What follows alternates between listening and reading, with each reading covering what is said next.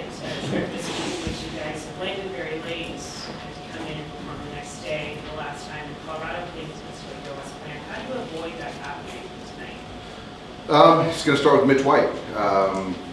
He's been here. We flew him out early to kind of stay out of altitude and get ready for a start. So we got to pitch well. We got to catch the baseball, and hopefully with what we did last night, it carries over into tonight. So Joe's a heck of a pitcher. You have a lot of respect for him. Seen him a lot.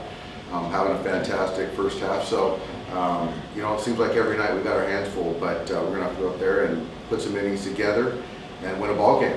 What's going to be a key for the offense to do just that for Joe? Joe's even mix. It's going to throw the kitchen sink at you. He doesn't give in. It's 35% fastball, and he mixes and matches, and you just got to kind of stay the big part of the field, and swing at strikes and try to take balls and build innings. But great competitor, really good pitcher. And just in general, what have you seen from the guys today? How are they feeling? Making my rounds. I saw a couple of bullpens today, Tyler Anderson and Clayton. As far as the position players, they're just kind of going through their regimen, getting ready for a game. But no hitting obviously on the field, just to kind of give guys an opportunity to rest and recover. But my feeling is that we're in a good spot. We saw Mookie doing some stuff on the field, including throwing. How did he feel coming out of that? Mookie just had a conversation. He came out of it well. Took batting practice from one of our coaches. He's going to do the velocity machine tomorrow. Played catch, took some grounders. So really, really productive day. I think he's ahead of where I think all of us expected. What that means, I don't know, his time to return, but I'm encouraged that early next week is certainly a viable possibility. Does that mean that his rib is the practice healed? No, it's still there. It's going to be per his tolerance, but from the doctors, the trainers, it's one of those you just got to kind of deal with the uncomfort, but there's nothing that should potentially make it worse. What do you do with the rehab game during that? No rehab games. What do we make of the fact that he was taking grounders at second base and not checking balls in the outfield? Well, there's a possibility that he's been on record saying he doesn't really love the DH and he just doesn't feel comfortable. So if there's a way that we can get him in the lineup, and if it's second base, then so be it, and we'll move pieces around. Too soon to ask where in the lineup he would be returning? He'll be hitting at the top.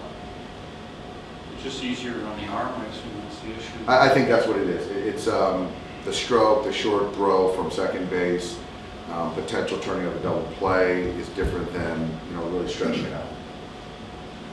Dave, are you at all at a point where this thing with Freddie and his agent is possibly becoming a distraction?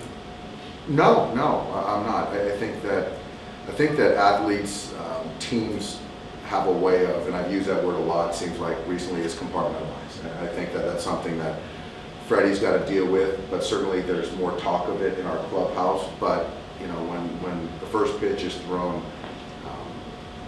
we're here to win a baseball game, so it has no effect. Us losing the last couple nights, believe me, that had nothing to do with us losing baseball games.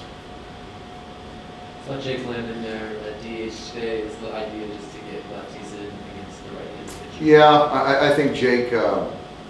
I think Joe's pretty neutral, really, but Jake, I like the professional at bat.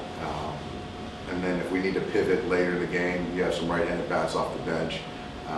But I thought he had a couple good at-bats last night and wanted to kind of build on that. Do you guys have a roster move coming? I saw Brule in there. Well, I don't know specifically. Brule's going to be activated tonight. David Price had some, it was a family emergency. I don't want to get into detail. As we understand it, everyone is okay. It's just something that he felt that he needed to be with his family, and so obviously Major League Baseball granted that, and we're going to certainly miss him for 3 days. But Justin is here to replace him, and David will be back after 3 days, so he'll be back on Sunday. Kershaw come out of his last start okay? He did. Health-wise, yes. He just didn't have any command. He just didn't feel the baseball, have command of the baseball. So threw his pen today, got through it. health-wise, and so he'll be ready to make his next start on the regular. Dave, I know last year it seemed there was a lot more hype, especially from that side about these series when you played the Padres. It doesn't feel that way this year, but do you believe that there's a little bit more staying power, that they may, even then, might be there for a while through the season? Oh, yeah. I mean, we expected that last year. I mean, it's a very talented ball club. So to see where they're at right now, I don't think anyone in our clubhouse is surprised. Very talented club over there. So I do know that we realize how important the series is. It's not the end-all, be-all either way, however it plays out, but it's still a series that we want to show. We want to play good baseball. I know you said that you don't feel like the team's clicking right now. With all that being said, you're still in first place. So what does that tell you about where you guys are at with all that being said? I think that's a good thing in the sense of where we're at in the standings, given we haven't been consistent with our play, mostly offensively. The bar's high here, but I think that we do a good job of focusing internally on how we play, and like I said, I just don't think that we've shown as good as we need to show going forward. So the main thing is to play well at the right time, and the standings really don't matter right now, but obviously it's nice to be in first place, so we just got to be more consistent offensively day to day. I know you haven't seen these guys much, but the fact that they've done this without Tatis, what does that say about them? It's remarkable. A lot of respect for those guys. I think they can really pitch. That's certainly something that stands out. And I know Manny's been down for a week, something like that, but he's having an MVP caliber year. Cronenworth's sort of back now, and Haas has been consistent. So, you know, they always sort of bring out their best when they play us, but those guys can really pitch. Last one is. What do you think of your college alma mater now being a Big Ten school? Yeah, I just heard that one, Dylan. I was taken aback. So I got good ties over there, so I'm sure they've got their reasons, so I'm going to be political. But I'm pretty surprised by that. I love the Pac-10, Pac-12. So I don't know how it's going to work logistically, but I guess the people in the trenches have a better idea. But yeah, I was taken aback.